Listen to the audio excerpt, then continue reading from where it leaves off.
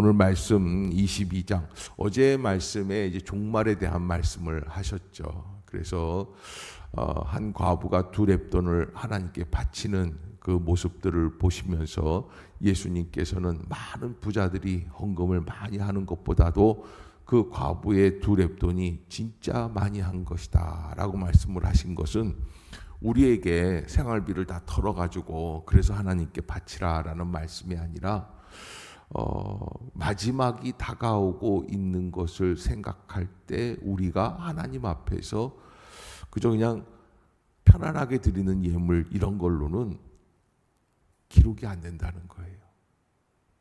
진정한 마음이 있지 않으면 이루어질 수 없다는 거죠. 정말 중요한 거는 마지막 때를 준비하는 믿음인가라고 하는 거예요. 종말을 바라보라는 거죠. 그러면서 이제 22장에서는 급기야 뭐가 시작이 됩니까? 종말이 시작이 돼요. 그래서 예수 그리스도의 십자가의 마지막 숨을 거두시는 그 사건들이 이제 다가오고 있는 것입니다. 그래서 아마 누가복음 기자가 그 예수님의 이 십자가 사건 앞에다가 의도적으로 예수님의 종말에 대한 말씀들을 이렇게 편집해서 기록을 해놨는지 모르겠습니다. 그런 이유 때문에. 그래서 극적이죠. 예수님은 종말을 말씀하시고 바로 그 다음 날부터 이제 유월절이 다가오는데 유월절을 준비하시는 예수님과 유월절에 예수님을 어떻게 하려고 그래요? 대제사장들이 죽이려고 하는 그 음모의 역사가 시작이 되는 것을 보게 돼요. 자, 여기 오늘 본문 22장 1절에 보면 유월절이라 하는 무교절이 다가온다. 유월절은 패스오버, 하나님의 사자가 애굽에 들어가서 430년 노예살이 하던 땅에서 이끌어내실 때에 그 죽음의 사자가 내려가서 어린 양의 피를 묻힌 그 이스라엘 백성들의 집은 뛰어넘고 패스오버를 했다는 거예요.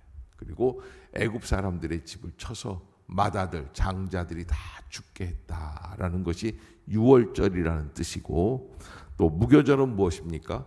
하나님이 우리에게 이루어 주신 구원의 역사를 기억하기 위해서, 그래서 누룩을 넣지 않은 떡을 먹게 하시는 기념하는 무교절 절기가 바로 이 유월절과 함께 붙어 있는 무교절기다.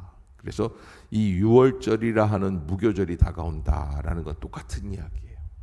그래서 같이 이제 또 추석이 다가오는 것 같이 그렇게 이해하시면 되겠습니다.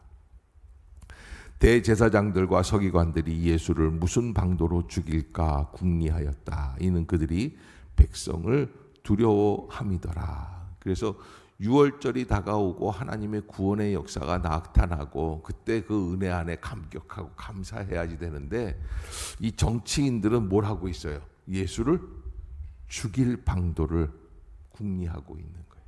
참 이게 참 뜻밖의 모습들이죠. 참 우리의 생각하고는 전혀 다른 모습들을 보게 됩니다. 12 중에 하나인 가룟유다인이라 부르는 유다에게 사탄이 들어갔다.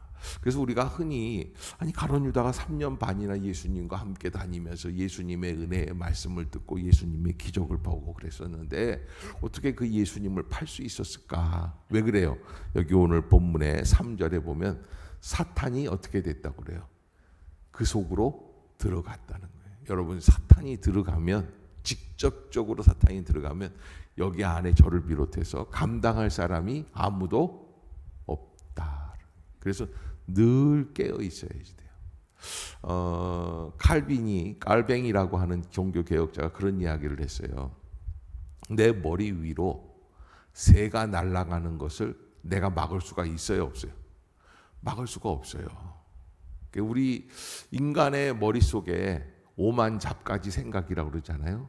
생각이 마치 새가 날아가는 것처럼 스쳐 지나가는 생각들은 막을 수는 없어요. 그런데 새가 내 머리 위에 둥지를 틀려고 하면 어떻게 해야 돼요? 그건 막아야 돼요.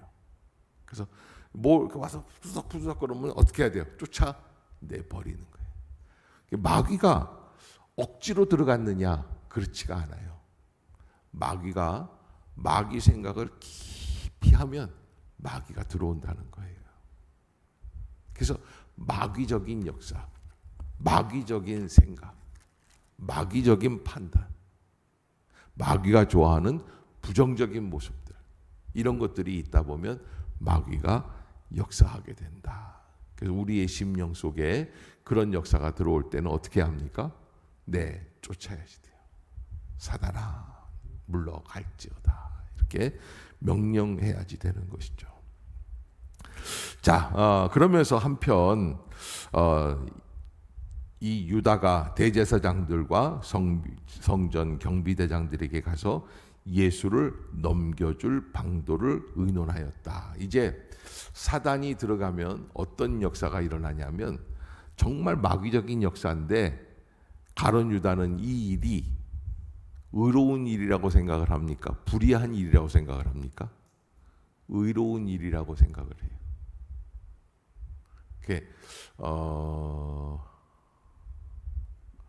예전에 감옥 탈주범 서창원이라는 사람이 있었죠. 신창원. 오래되다 보니까 성씨도 바꿨는데 신창원이. 그런데 이 신창원이 그렇게 하면서 어떤 일들을 했냐면 이제 그 도둑들 중에 진짜 뭐 그냥 길고 난다라는 도둑들은 집 담 넘어가고 이러는 거는 뭐 일도 아니에요. 네. 예전에 그 대도 누구예요? 네? 그 사람 한번 만났는데 제 손도 큰데 제 손의 2배더라고요. 자기는요 담을 이렇게 넘을 때 조심스럽게 높이뛰기 하듯이 넘지 않는다는 거예요. 이렇게 손을 얹고 이렇게 하면 넘어간대요. 나도 그래서 한번 해봤어요. 죽어도 못 넘겠더라고. 그래서 그 도둑들이 이렇게 해가지고 어떻게 하냐면 돈을 좀 얻잖아요. 그 다음에 꼭 하는 게 있어요. 가난한 사람들 몇 사람을 도와줘. 그러면 어떻게 돼? 내가 의적이 되는 거예요. 부자의 것을 뺏어서 가난한 사람들에게 나눠줘. 속으로는 뭐 하는 거예요? 자기 욕심 채우는 거예요. 참 이게 이 도둑놈 심보라는 거예요. 그게. 그래서 위장하는 거죠. 이걸 잘 조심해서 우리가 알아야 되고 무슨 일을 할 때 적어도 우리 같은 교회 나오는 사람들 정도쯤 된다 그러면은 다 의롭습니다. 근데 그 의로운 사람들, 총회에 모여 있는 목사님들이나 노예에 계시는 목사님들이나 아니면 큰 교회에서 그냥 머리빡이 빠지도록 그냥 싸우고 있는 교인들이나 다 의로운 일 때문에 그러는 거예요. 자기들 나름대로는 의로운 거예요. 가룟 유다도 의로운 생각 속에 그렇게 해서 예수님을 팔아 넘깁니다. 그 얘기를 듣고 5절에 그들이 기뻐하여 돈을 주기로 언약을 하였다. 그러면서 이제 유다는 예수를 무리가 없을 때 넘겨줄 기회를 찾게 되었다. 그러면서 이제 유월절 준비가 시작이 되고 마가다락방이 소개가 되는 모습들을 보게 됩니다. 아마 그래서 이렇게 아무 짜듯이 몰래 하루 전날 마가다락방에서 유월절 행사를 하게 되는 이유도 가룟 유다라든지 방해하는 세력들이 모르도록 급하게 이루어지는 거죠. 그렇게 일이 진행이 되지 않았을까 생각을 하게 됩니다. 예수님은 유월절 기념 식탁을 하게 됩니다. 왜? 2가지 이유가 있어요. 첫 번째는 이것은 예수님이 십자가에서 죽으시는 중요한 이슈가 돼요. 이것을 이루시기 위해서 죽으신다라는 거예요. 2번째, 이것을 기념하여 우리들에게 계속 이어져 가게끔. 그래서 성만찬 예식을 제정하기 위한, 기념하기 위한 그런 식탁이 두 가지 의미를 가지고 있어요. 알려주시기 위한 거고 성찬식을 제정하기 위한 거고. 그래서 이 두 가지 이유 때문에 성찬 예식을 하시면서 제자들에게 몇 가지 말씀을 하십니다. 그러면서 잔을 받으라 말씀을 해주시고 또 떡을 떼어서 떡을 주시고 이는 내 몸이니 너희가 이를 행하여 나를 기념하라 이렇게 말씀을 해 주시는 모습을 보게 되죠. 자, 이렇게 성찬 예식을 하면서 그 다음에는 이제 24절부터 그 성찬 예식이 진행이 되고 있는데 뭐라 그럽니까? 자, 24절 시작. 또 그들 사이에 누가 크냐 하는 다툼. 참, 예수님은 지금 오늘 밤에 어떻게 되세요? 잡혀가게 돼 있어요. 그런데 제자들은 어디에 관심이 있어요? 엄마가 암으로 병원에 입원해야 되는데 철딱서니 없는 오빠하고 동생하고 뭐 하는 거예요? 라면 먹다 싸우는 거예요. 한 젓가락 더 내가 먹는다. 그걸 바라보고 있는 엄마의 마음은 어떨까요? 기가 막히고 가슴이 찢어지고 아이고 저놈의 새끼들 저거 철딱서니가 없어서 어떻게 하냐 하는 그런 마음일 것 같아요. 예수님이 그 모습을 보고 계시죠. 그러면서 누가 크냐 그러는데 예수님은 뭐라고 그러시냐면 25절부터 이렇게 쭉 32절까지 계속해서 말씀하시는 것이 섬기는 자가 더 크다라는 말씀을 해주십니다. 그래서 여러분 옆에 있는 분들 한번 바라보세요. 이렇게 얘기하세요. 내가 당신을 섬기겠습니다. 그럼 누가 크다는 거예요? 내가 더 크다는 거예요. 그게 큰 사람이에요. 섬기는 사람이 더 큰 거예요. 근데 이렇게 얘기를 해도 우리는 나중에 어떻게 하고 싶어요? 섬김을 받고 싶어요. 아유, 내가 작은 사람이 될게. 그러면서 시몬 베드로의 이야기가 나와요. 그러면서 이 31절 시작. 시몬아 시몬아 보라 사탄이 너희를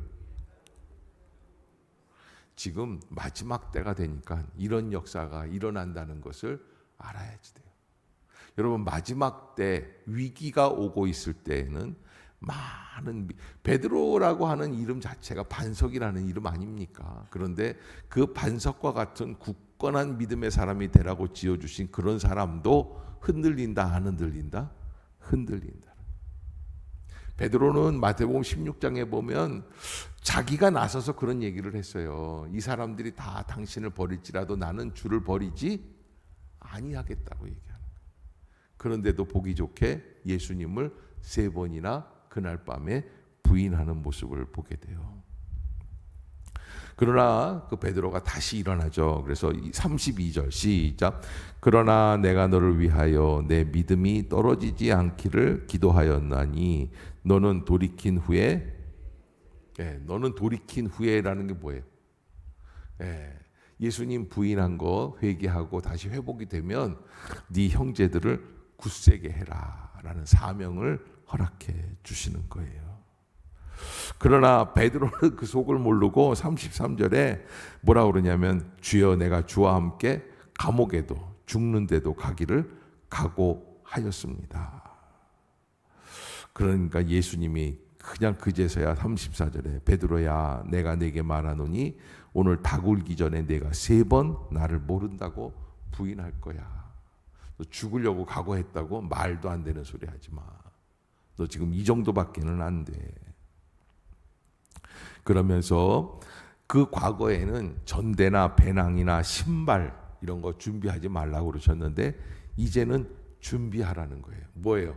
이제 마지막이 가까우고 종말이 가까우고 예수 그리스도가 잠시 그들과 떨어져 계실 때가 되었다라는 거예요. 위기를 말씀해 주시는 거예요.